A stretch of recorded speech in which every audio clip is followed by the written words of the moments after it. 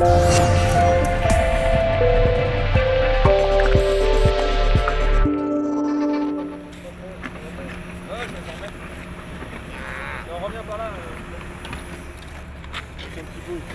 aujourd'hui on a souhaité partager un moment de convivialité avec nos clients opérateurs, les gens avec qui nous travaillons tous les jours, pour leur montrer un autre aspect de notre métier, c'est la construction.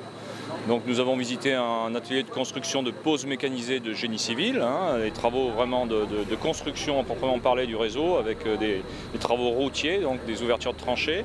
Et là nous sommes maintenant sur un atelier de pose de fibre optique, de câbles de fibre optique par flottage.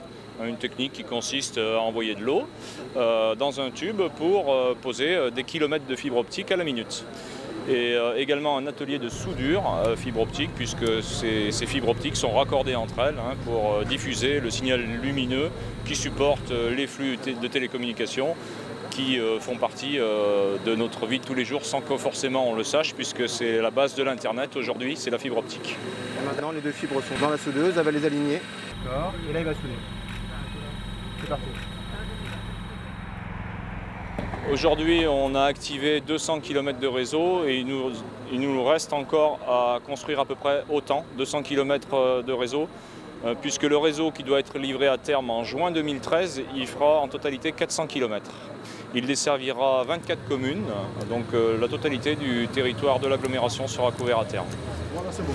On va essayer comme ça. Toute la problématique, effectivement, dans ce genre de déploiement, c'est qu'aujourd'hui, on construit un réseau qu'on va exploiter pendant 25 ans. On doit construire un réseau rapidement, puisqu'on avait 18 mois pour le faire. Donc les contraintes, ce sont des contraintes essentiellement administratives. Il faut demander des autorisations aux voiries, aux gestionnaires du domaine public pour qu'ils nous accordent des autorisations de travaux, parce que ça, c'est pas très facile, ça ne se fait pas comme ça dépend d'une autorité et c'est bien normal. Donc le maître mot dans cette histoire, c'est l'anticipation. Il faut beaucoup anticiper sur les études notamment, pour bien préparer le projet en amont, parce qu'un projet qui est bien préparé, c'est un projet qui sera livré dans les délais. Et nous, jusqu'à présent, nous sommes dans les délais, donc ce réseau sera bien livré en juin 2013 tel que prévu.